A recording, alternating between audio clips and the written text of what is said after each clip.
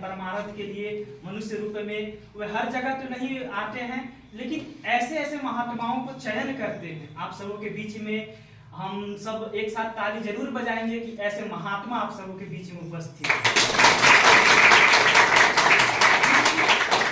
जिनकी हृदय में इतनी भगवान के प्रति लगाव है। जब इनसे बातचीत किए, हमारे पहले गुरु भाई भी हैं, कभी बातचीत नहीं हुआ था, लेकिन जैसे ही हम इस क्षेत्र में प्रवेश किए एक आध्यात्मिक ऊर्जा के साथ हमें फील हुआ। फिर बाद में चर्चा चला तो समझ में आया कि प्रभु इस धरती पे कई बार आ चुके हैं। तभी हमें एक आध्यात्मिक परमाणु शक्ति की हृदय का आभास हुआ। जैसे जैसे हम बता दें कि आज के तमस भरी दुनिया में जहाँ राग द्वेष बहुत ज्यादा भरा पड़ा है, आपको अपनी आहार तक को छीन सकते हैं। उसी तरह से सदगुरु भगवान इष्ट जो होते हैं वह प्रधान और शक्ति के साथ ऐसे ऐसे महात्माओं को इस यूपी के धरती को उपस्थित करते हैं। जैसे आप योगी सरकार को देख सकते हैं, चाहे जो बड़े बड़े लोग हैं उनको देख सकते हैं।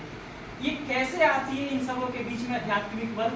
इसका एक ही परिणाम होता है, सेवा। वृक्ष कबहू नहीं फल भखे, नदी न समझे नीर, परमारथ के कारण साधु धरा से। हम सब आप सबों के बीच में विहंगम योग संस्थान से जो कुछ प्रसाद के रूप में गिफ्ट कर रहे हैं, इसे आप कुछ इस तरह के ना ले कि हम सबों के बीच में दान दिया जा रहा है। दान बिल्कुल नहीं, एक भाईचारा हो, एक प्रेम का प्रवाह हो। इसलिए हम सब आपके मतलब विहंगम योग संस्थान के माध्यम से आप सबों के बीच में छाता वितरण करने वाले हैं। और इनके राकेश भैया जी का तो कहना ही क्या है, यह आप सबों को इस लोक और परलोक दोनों की जो व्यवस्था होती है वो दोनों के लिए आगे सेवा में रखते हैं। बहुत अच्छा, सबसे बड़ी बात अच्छा लगा अभी कि इन्होंने कहा आप सबों के बीच में कि यदि आपकी आत्मा कह रहा हो कि एक आध्यात्मिक सदगुरु से मिलने के लिए, एक मेडिटेशन सेंटर स्वर्वेद मंदिर को दर्शन करने के लिए, तो इन्होंने कहा आप सबों के बीच में अभी अभी हम सुने कि आपके लिए गाड़ी वाहन की व्यवस्था कर दी। इसके लिए ताली जरूर, क्योंकि जैसे जैसे आप और आगे बढ़ेंगे आपको बीच में आएगी सेवा। और हम आपको और बता दें कि जिस पोस्ट पे हैं, जहां जैसे बने हैं, आप भी उस सेवा जीत कर करके आप आगे बढ़ सकते हैं।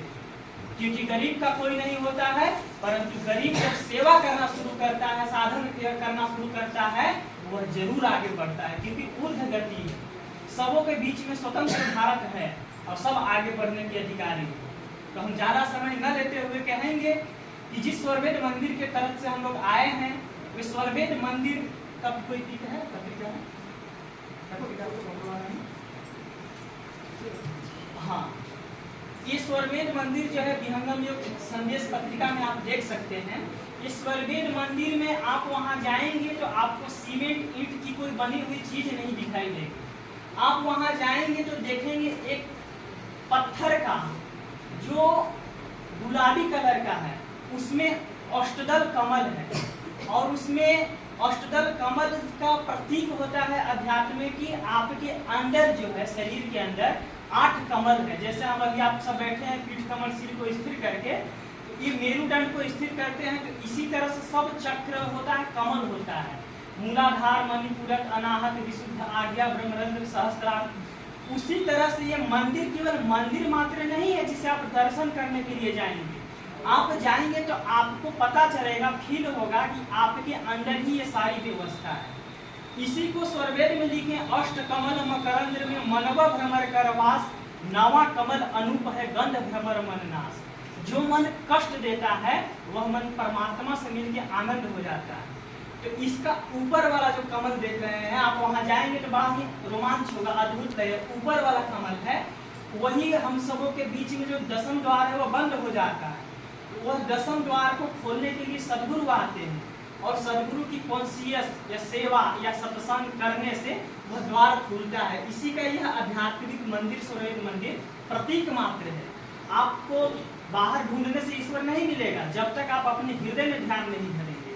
तो हम सबों के बीच में स्वर्वेद मंदिर की जो व्याख्या है, आप सबों को बताएं कि अष्टदल कमल है, अष्ट चक्र का प्रतीक है। आप वहां जाएंगे तो कोई विशेष देवी देवता की प्रतिमा नहीं मिलेगी, वहां मिलेगी एक गुरु की। वो गुरु आपके क्या है, जो अंधकार से प्रकाश की ओर ले जाता हो। जैसे आप सब एक साथ में बैठे हैं, बहुत तरह के जाति विवाद से लेकर के संप्रदाय है, परंतु आपको वास्तविक दुख को हरने के लिए वह ईश्वर ऊपर से नहीं आएगा।